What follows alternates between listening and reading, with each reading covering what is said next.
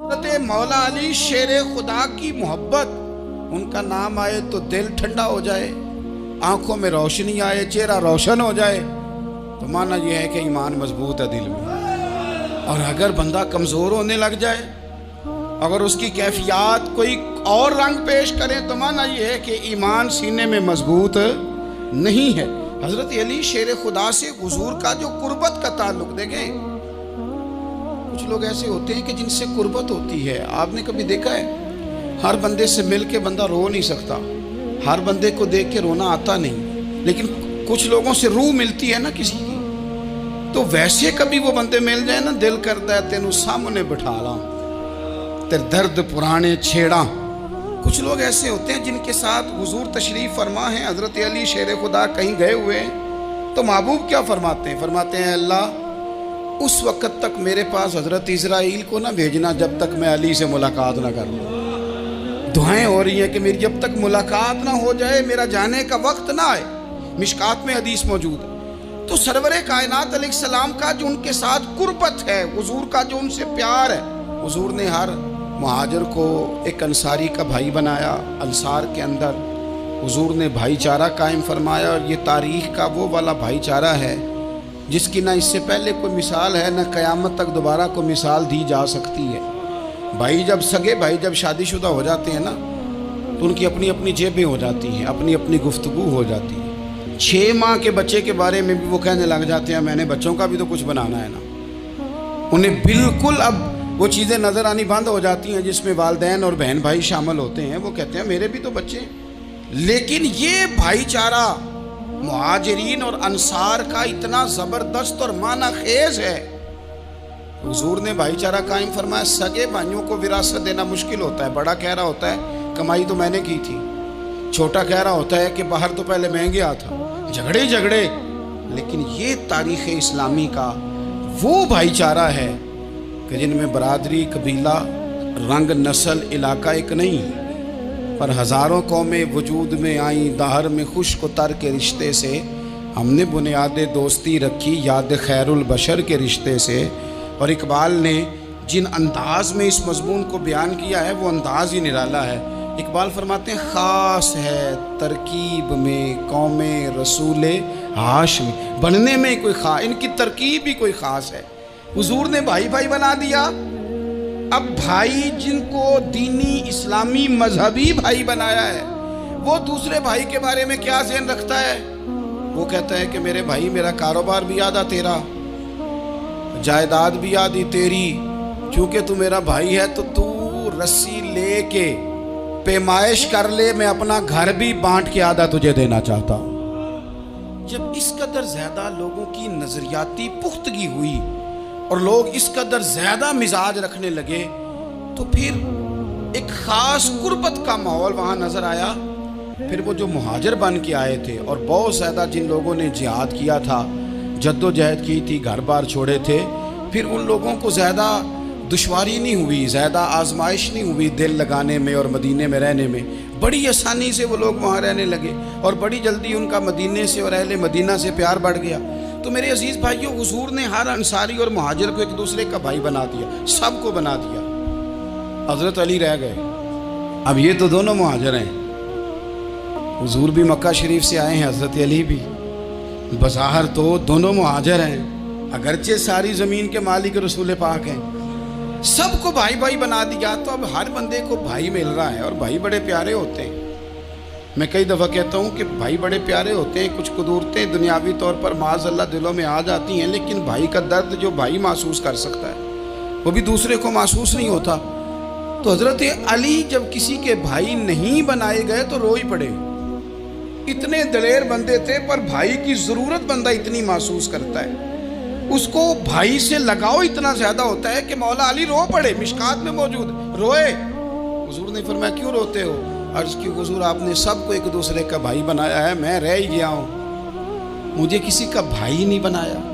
اب وہ آنسوؤں میں لپٹی ہوئی وہ بات حضرت علی نے عرض کی، تو محبوب نے فرمایا علی انت اخی فی الدنیا والآخرہ، فرمایا علی تو میرا بھائی ہے، اور نرا دنیا میں نہیں، تو دنیا اور آخرت میں میرا بھائی ہے۔ تو میرا بھائی ہے دنیا میں بھی اور آخرت میں بھی۔ تو حضرت مولا علی شیر خدا کرم اللہ تعالی وجہہ الکریم کے جو فضائل ہیں، جو ان کے خصائص ہیں، ان کی جو فضیلت کی باتیں، میں نے جیسے کہا کہ انہیں بڑی زیادہ دلچسپی تھی میدان جہاد سے، شوق شہادت ان کا دیدنی تھا۔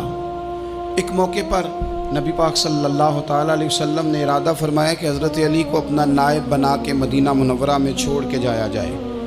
محبوب کریم علیہ السلام جب بھی تشریف لے جاتے تھے تو کسی ایک کو نائب بنا کر مدینہ منورہ میں چھوڑ جاتے۔ حضرت عبداللہ ابن مختوم رضی اللہ تعالیٰ عنہ کو بھی ایک دفعہ حضور چھوڑ کے گئے، تو ایک جنگ کے موقع پر محبوب نے حضرت علی شیر خدا سے کہا کہ آپ کو میں اپنا نائب بنا کے یہاں چھوڑ کے جاتا ہوں۔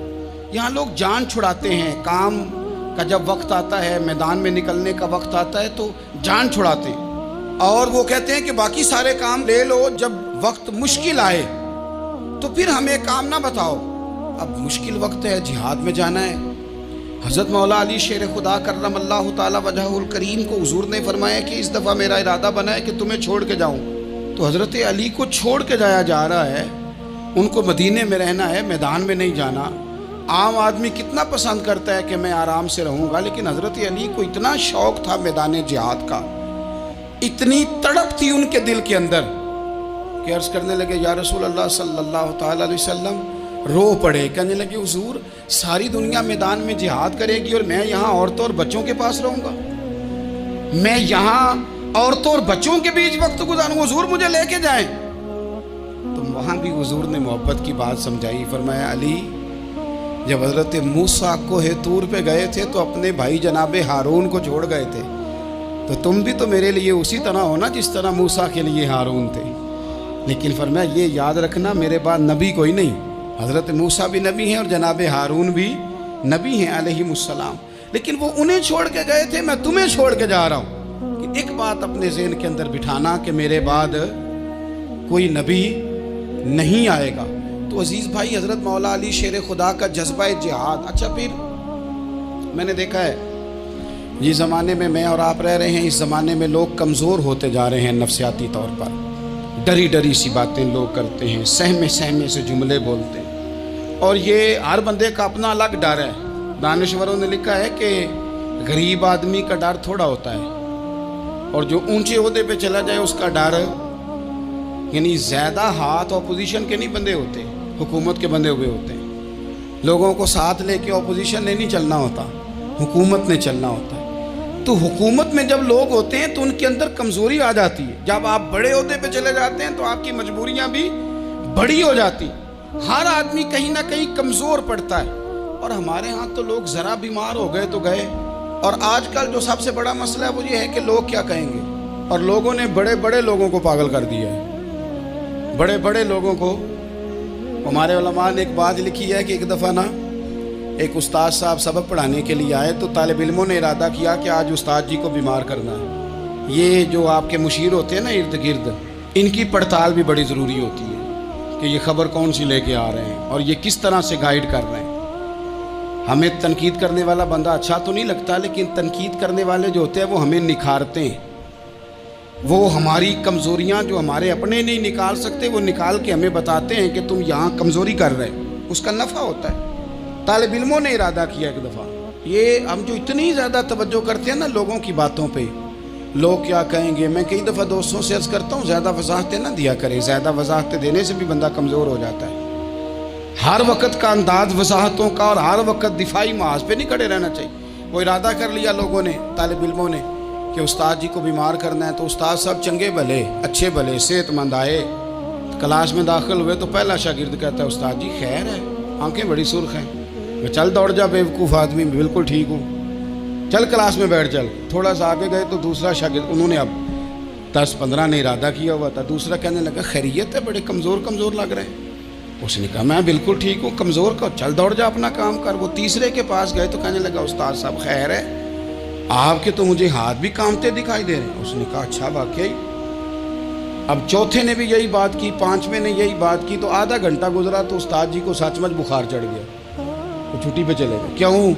باتوں پہ توجہ ہے نا، لوگوں کے سامنے ہم لوگوں کی باتوں کے مطابق اپنے معاملات کو ترتیب دیتے ہیں نا۔ کچھ لوگ سوشل میڈیا دیکھ کے نظریہ قائم کرتے ہیں، कुछ हवा देख के नजरिया कायम करते हैं। वो कायदे आज़म मोहम्मद अली जिन्ना की एक बात नहीं भूलती कि उन्होंने कहा था, हिंदू लीडर जो था जिसको लोग गांधी कहते थे, उससे कहा था तेरी और मेरी सियासत में फ़र्क है, तू लोगों का रुझान देख के फैसला करता है और मैं, कायदे आज़म कहने लगे, मैं फैसला करके लोगों का रुझान उधर कर दिया करता हूँ।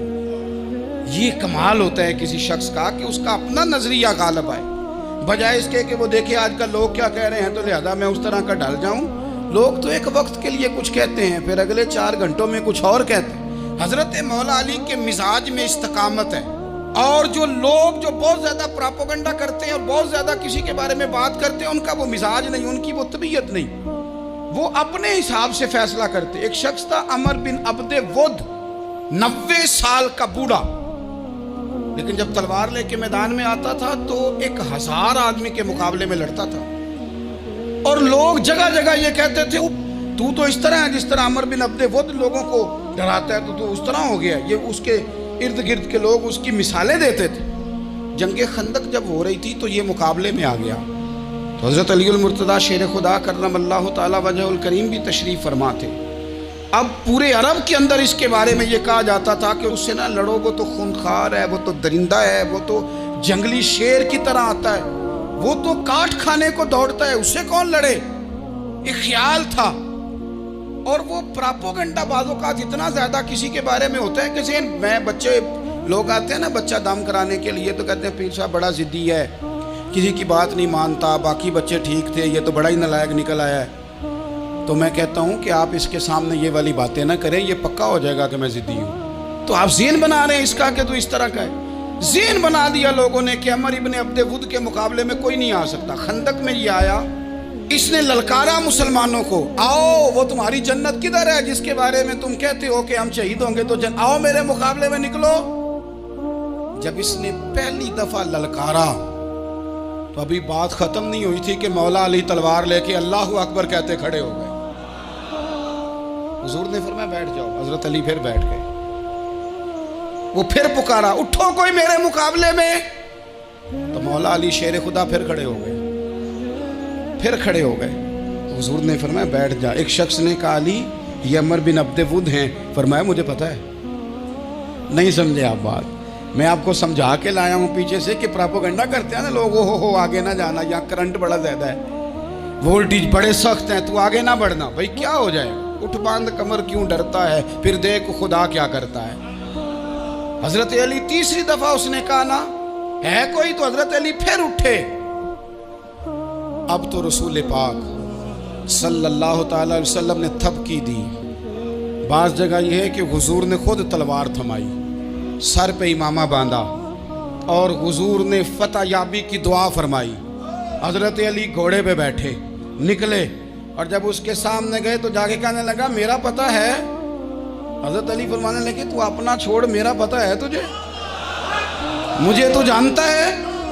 कहने लगा मैं 1000 के मुकाबले में अकेला लड़ता हूँ।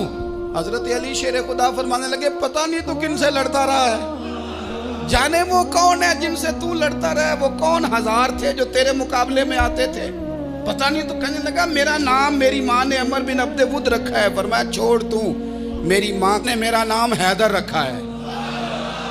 कहने लगा तेरी उम्र छोटी है, कोई बड़ा ला। फरमाने लगे ये तो जब पंजे में पंजा मिलेगा तो पता चलेगा उम्र किसकी छोटी है। अभी तू कहानियों से मुतासर करना चाहता है, तू चाहता है कि तू प्रेशर डाले और मैं तेरी बात सुनूं, तो मुकाबले में आ, डींगे ना मार, कहानियां ना सुना, दीवारें हिलती रहती हैं और दर कांप जाता है। अली का नाम सुन के अब भी खैबर कांप जाता है। तू मुकाबले में आ, तू बातें बना रहा है, कहानियां सुना रहा है। वो कहने लगा तू बच्चा है, मैं चाहता नहीं तेरा खून बहाऊं। तो हजरत अली कहने लगे मैं बड़े दिन से परेशान हूँ कि किसी बेईमान का खून बहाया क्यों नहीं, मेरा बड़ा दिल कर रहा है तेरा खून बहाऊं। उसने बड़ी जोरदार ज़रब लगाई, गुस्से में इतना पागल हुआ, क्योंकि उसके बारे में मारूफ था कि वैश्य मिजाज आदमी, इतना सख्त पागल हुआ गुस्से में, उसने अपने घोड़े के पैर काट डाले। पहले तलवार घोड़े को दे मारी, उसको काट के दौड़ा। ये क्यों करते थे लोग, अरब के लोग उस वक्त ये काम करते थे कि हमने घोड़ा ही मार डाला है ताकि हम भाग ना सके। کہتے ہیں نا کشتیاں جلا دی ہیں کہ اب واپس جانے کا راستہ ہی بند ہو جائے، گھوڑے کے پیر کاٹ ڈالے کہ بھاگنا نہیں، اور بڑی زور سے اس نے ضرب لگائی حضرت علی پر۔ حضرت علی نے جب روکی تو وہ ڈھال ٹوٹ گئی حضرت مولا علی کی، اور آپ کے امامے کو اس کی تلوار بھی لگی۔ آپ نے فرمایا دکھا لیا تو نے زور، اب میری باری ہے۔ حضرت مولا علی شیر خدا کا قد بظاہر چھوٹا تھا، صحابہ کہتے ہیں ہم دور سے دیکھ رہے تھے، اللہ اکبر کہہ کے تھوڑا سا زمین سے وہ اٹھے، تھوڑا سا اٹھے، اور پھر دوبارہ نہیں انہیں تلوار چلانی پڑی، ایک ہی ضرب لگائی اور اس کے 2 ٹکڑے کر کے اسے زمین پہ پھینک دیے۔ تو عزیز دوست، آپ یاد رکھیں گے اس بات کو کہ اپنی زندگی کے اندر مروب ہونا چھوڑ دیں۔ روب میں تاتاریوں نے مسلمانوں کو مروب کر لیا تھا، روب ڈال لیا تھا کہ ہم بہت بڑے لوگ ہیں۔ یہی آج ہمارے ساتھ بہت سارے لوگ کرتے ہیں، دلوں میں روب آ جاتا ہے، امیر رشتہ دار کا، فلانے کا، پھر وہ جو مرضی کرتا ہے۔ تاتاریوں کی ایک بی بی وہ کیا کرتی، وہ 9-10 مسلمان نوجوانوں کو سڑک پہ کھڑا کر جاتی، کہتی ادھر کھڑے ہونا، میرے آنے تک ہلنا نہ، جوان ہے لیکن روب ہے نا کہ یہ بڑے وحشی ہیں۔ اکیلی بی بی اندر جاتی، تلوار لے آتی، اور وہ کھڑے ہیں، وہ بھاگے بھی نہیں، اتنا ڈر گئے، ٹانگیں کانپ رہی ہیں، بھاگنے کی بھی جرت نہیں کر رہے۔ تسلی سے گئی ہے، تلوار لے کے آئی ہے، اور اس نے 9 جوان مسلمانوں کے گلے کاٹ دیے۔ اس روب سے نکلے باہر، نوجوانوں سے کہتا ہوں نکلو۔ اور جن لوگوں نے دنیا میں انقلاب برپا کیا وہ غریب گھروں کے تھے، وہ لوگ تھے کہ جو بازار کسی بڑے قبیلے سے نہیں تھے۔ آپ محنت کریں، تعلیم حاصل کریں، جد و جہد کریں، مشقت کریں، اپنی زندگی میں کچھ مقاصد کے حصول کے لیے آگے بڑھیں۔ اور اگر آپ کہیں کہ دائیں بائیں میرے فلاں آدمی مجھے یہ مشورہ دے رہا ہے، تو کچھ لوگ دنیا میں باتیں کرنے آئے ہیں، انہوں نے باتیں کرنی ہیں اور بڑا فائدہ ہوتا ہے، ان کو باتیں کر لینے دیں، ان کو کرتے رہنے دیں۔ کام کرنے والا بندہ کام کرتا ہے اور کرتا ہی چلا جاتا ہے، وہ منزل تک پہنچ جاتا ہے۔ تو حضرت علی کے مزاج میں دلیری ہے، ہمت ہے، ایک بات، اور دوسری بات دانائی، حکمت۔ یہ جو ہمارے فیصلے ہیں نا جذباتی، اور جناب آج فلانے نے یہ کہہ دیا تو میرا پروگرام یہ بن گیا، تو پھر کل کسی نے اور کچھ کہہ دیا تو میرا پلان اور بن گیا۔ میں سب سے زیادہ ان لوگوں کے حق میں پریشان ہوتا ہوں جو سویرے کچھ اور کہتے ہیں، دوپہر کو کچھ اور کہتے ہیں، شام کو کچھ اور کہتے ہیں۔ بھئی آپ کا کوئی نظریہ ہونا چاہیے، کوئی ویژن ہونا چاہیے زندگی میں، آپ کے اندر کوئی حکمت اور دانائی ہونی چاہیے۔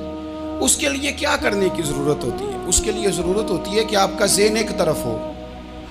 میرے اسا فرمایا کرتے تھے زندگی میں ایک کام کر لو پر صحیح کر کے کر لو۔ ہم نے تو سارے کام کرنے ہیں۔ آج کل ہر بندہ صحافی ہے، ہر بندہ تجزیہ نگار ہے، ہر بندہ سیاستدان ہے، ہر بندہ ہی مفتی ہے، ہر بندہ ہی جناب واعظ ہے، ہر بندے کے پاس ہی کچھ مسئلے۔ اس کا نقصان یہ ہے کہ کسی کے پاس بھی کچھ نہیں۔ وہ کسی درویش نے کہا تھا کہ جب سب لیڈر ہوں تو سمجھو کوئی لیڈر نہیں، کیونکہ سارے جو لیڈر ہو گئے۔ میرے عزیز، ایک طرف ذہن کو رکھیں اور اپنے اس کام میں کمال پیدا کریں۔ حضرت مولا علی شیر خدا کو اللہ نے حکمت دی تھی۔ نبی پاک صلی اللہ تعالی وسلم کے صحابی حضرت عبداللہ ابن مسعود رضی اللہ تعالیٰ عنہ فرماتے ہیں، امام ابو نعیم نے لکھا ہے کہ حضرت عبداللہ ابن مسعود فرماتے ہیں نبی پاک صلی اللہ علیہ وسلم نے فرمایا اگر حکمت کے 10 حصے کیے جائیں نا، دانائی کے 10 حصے کیے جائیں، تو اس میں سے 9 حصے اللہ تعالیٰ نے حضرت علی کو عطا فرمائے ہیں، اور ایک حصہ باقی لوگوں کو ملا ہے۔ دانا تھے، معاملہ فہم تھے۔ کچھ بندے بڑے منافق قسم کے تھے، تو حضرت علی اذان ہو گئی تو وہ حضرت مولا علی شیر خدا کے پاس آ گئے، اذان ہو گئی، حضرت علی نے جماعت کرانی۔ ان کا خیال تھا کہ آج ہم نے جماعت لیٹ کرانی ہے کسی طریقے سے۔ ہم چونکہ زیادہ باتیں، میں دوستوں سے کہتا ہوں بہت زیادہ خبریں نہ دیکھا کرو، بہت زیادہ بھی چیزیں نہ سنا کرو۔ آپ تو میرے بھائی موبائل کے اندر چلے جائیں گے، پھر باہر کی دنیا تو اور ہے، تو تھوڑا باہر بھی نکلیں تصویروں سے، تھوڑا باہر بھی آئیں، دیگر معاملات بھی دیکھیں۔ ہمیں بڑے بڑے اچھے لوگ زندگی میں مل جائیں گے، لیکن ہم ان کے قریب نہیں جاتے، ہم دیکھتے نہیں کہ اصل بات کیا ہے، سنی سنائی چیزوں پر زیادہ گمان کرتے ہیں۔ اب حضرت علی چونکہ بڑے دانا تھے، مسلح پہ بڑھ رہے ہیں، جماعت کھڑی کرنی، اللہ اکبر کہہ رہے ہیں، بندوں کا خیال تھا نماز لیٹ کرانی ہے۔ نے فٹافٹ حضرت علی سے کہا کہ حضور ذرا وہ جانور تو بتائیے گا کتنے ہیں جو انڈے دیتے ہیں، اور ذرا وہ بھی بتائیے گا جو بچے دیتے ہیں۔ یہ اب کتنے کو بندہ جانور گنے، آہستہ آہستہ بندہ شمار کرے، ہو بکری جو ہے وہ بچہ دیتی ہے، مرغی انڈا دیتی ہے، اور گائیں جو ہے وہ بچہ دیتی ہے، اور بطخ جو ہے وہ انڈا دیتی ہے، بندہ تو یہ گننے لگ جائے۔ تو حضرت علی شیر خدا یہاں ہاتھ ہیں، فرمانے لگے گھر جا کے گن لینا، موٹی سی بات بتاتا ہوں، جن جانوروں کے کان باہر ہوتے ہیں وہ بچے دیتے ہیں، جن کے اندر ہوتے ہیں وہ انڈے دیتے ہیں۔ اللہ اکبر، نماز کی نیت مان لی تم گننا گھر جا کے۔ موٹی سی بات بتا دیتا ہوں، وہ صاحب کہتے ہیں میں حضرت علی رضی اللہ تعالیٰ عنہ کو الجھانے آیا تھا، میں خود بڑا الجھ گیا۔ یہ کیا ماجرا ہے، کیا معمہ ہے کہ دو فکروں میں انہوں نے بات کو سمیٹا اور کمال کر دی۔ کہنے لگے گھر جا کے گننا، یہاں ٹائم نہیں، نماز کا وقت ہے، پر جن کے کان اندر ہے نا وہ انڈے دیتے ہیں، اور جن کے باہر ہیں وہ جا کے حساب کرنا۔ آپ ڈھونڈ لیں، تلاش کر لیں، چلے جائیں ماہرین کے پاس، پر شیر خدا شیر ہی ہے۔ حضرت مولا علی کے جملوں میں کمال ہے، ان کی دانائی، ان کا تدبر، ان کی حکمت، ان کا فہم، ان کی فراست، ان کا کمال۔ ایک شخص بڑی دور سے آیا، اس نے کہا حضور مجھے نا لمبی باتیں یاد نہیں رہتی، دو باتیں بس بتا دیں میں عمل کروں تو زندگی بن جائے، دو باتیں۔ تو حضرت علی فرمانے لگے لمبی امیدیں نہ لگانا، لمبی امیدیں نہ لگانا، موت کا پتہ نہیں کب آ جائے گی۔ منصوبہ بندی ضرور کرنا آنے والی نسلوں کے لیے، اپنی ذات کے لیے لمبی امیدیں نہ باندھنا، یہ بھی کر لوں گا، یہ بھی کر لوں گا۔ ہم ریٹائر نہیں ہوتے زندگی بھر، پلان پہ پلان، پلان پہ پلان۔ تو اگر ہم پلان کر رہے ہوتے ہیں تو جو ہمارے نیچے ہوتے ہیں وہ ہمیں ریٹائر کرنے کا پلان کر رہے ہوتے ہیں۔ اولادیں تک والدین کو کمزور کرنے کے در پہ ہوتی ہیں کہ اب یہ ہٹے تو ہماری باری آئے۔ حضرت علی فرمانے لگے دو کام، ایک تو لمبی امید نہ باندھنا، اور دوسرا فرمایا اپنے نفس کی خواہش کی پیروی سے بچنا۔ دنیا میں رسوا وہ لوگ ہو جاتے ہیں جو اپنے نفس کی خواہش کی پیروی کرتے ہیں، وہ بزدل ہو جاتے ہیں جو خواہشات نفسانی کے پیچھے بھاگتے ہیں۔ یہ کام نہ کرنا۔ تو دانائی اللہ تعالیٰ نے انہیں دی۔ پھر مزاج میں سادگی اور بلا کی سادگی۔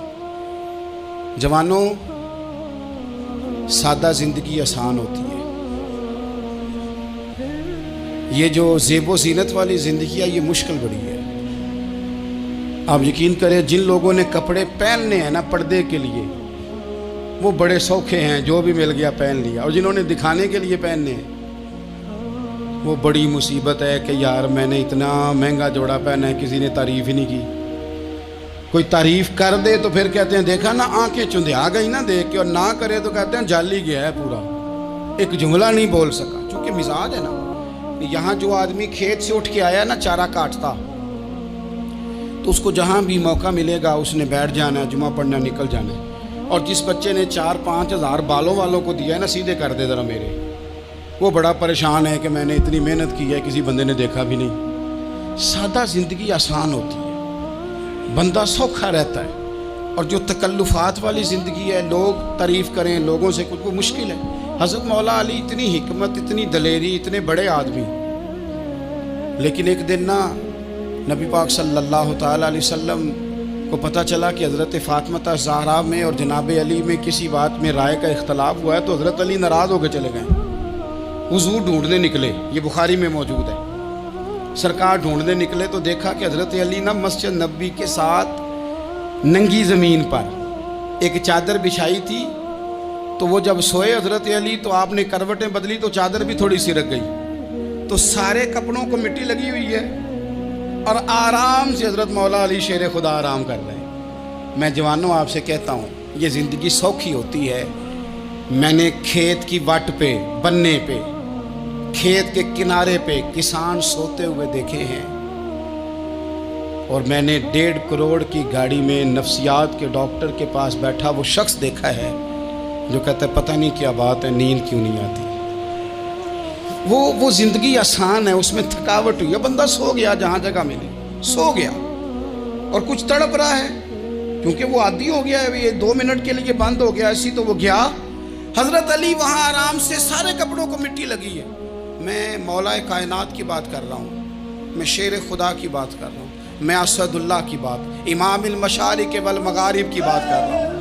حضرت مولا علی اور زمین پہ، سنگیو زمین پہ آرام سے سو رہے ہیں۔ میرے محبوب گئے اور جا کے فرمایا یا ابو تراب، او مٹی والے اٹھ جا، کپڑوں کو مٹی لگی تھی نا، مٹی والے اٹھ جا، لفظ کیا یا ابا تراب، او مٹی والے۔ حضرت علی کو ساری حیات ظاہرہ جس نے بھی ابو تراب کہا جناب علی بڑے ہی راضی ہوئے، خوش ہوتے تھے، فرماتے تھے یہ مجھے کہو، یہ میرے نبی نے مجھے کہا ہے۔ اور مٹی والے اٹھ جا، آپ کی زندگی کی جو سادگی ہے، میں آپ سے عرض کروں ہمارے تکلفات ہمارے اپنوں کو بڑا پریشان کرتے ہیں۔ ایک داماد وہ ہوتا ہے جو جہاں بٹھاؤ بیٹھ گیا، تو بوڑھا سسر بھی سکون میں ہے، ساس بھی آرام، اور ایک وہ ہے کہ جو ہر بات میں بگڑتا ہے کہ یہ چادر میرے شایان شان تھی جو بچھائی ہے، تو پتہ نہیں ہے میں کون صاحب ہوتا ہوں، تم نے میری مرضی کے مطابق فلانا کام نہیں کیا۔ آپ یقین کریں سسر بیچارہ ادھار پکڑتا پھرتا ہے کہ داماد صاحب آ رہے ہیں، ہر بات میں رٹا، ہر بات میں جھگڑا۔ میرے پاس سنگی دور دراز سے آتے ہیں تو میں دیکھتا ہوں کہ اپنا لہجہ ہے، تو کچھ لوگ اتنے میٹھے اتنے پیار والے آتے ہیں کہ یوں محسوس ہوتا ہے کہ جیسے ان کے لیے آپ کو کوئی تکلف کرنے کی ضرورت نہیں، اور کچھ ایسے ہیں کہ آپ کو سرانے کھڑے ہونا پڑتا ہے کہ جناب کی چائے جلدی لے آئیں۔ مزاج نازنی پہ بعض چیزیں گراں گزرتی ہیں، تو بھائی جب آپ سادہ اور آسان ہو جاتے ہیں تو آپ دوسروں کے لیے بھی دشواری کم پیدا کرتے ہیں۔ حضرت علی شیر خدا کہتے ہیں بھوک لگ گئی تھی،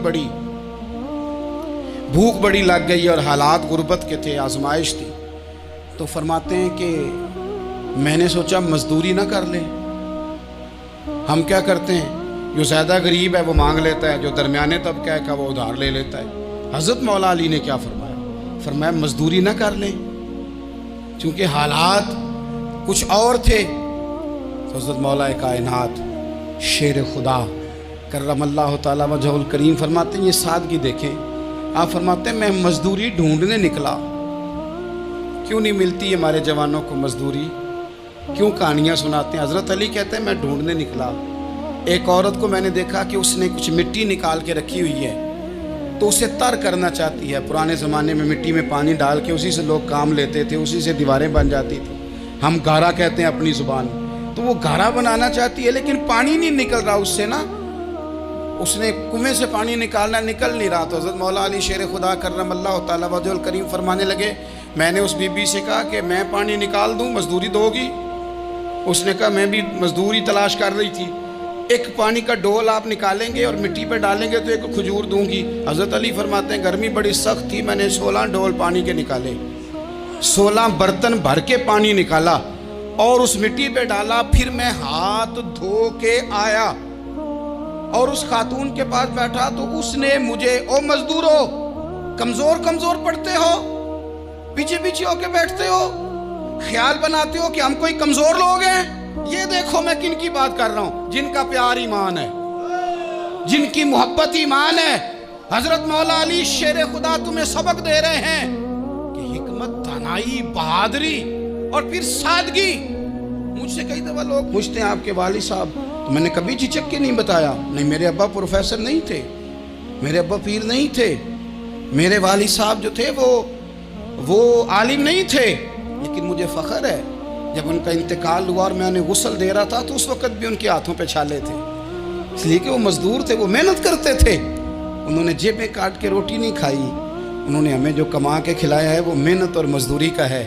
میں ناز سے کہا کرتا ہوں الحمدللہ میں کسان کا بیٹا ہوں، میں اس کا بیٹا ہوں جو دھرتی کا سینہ چیر کے اناج اگاتے تھے۔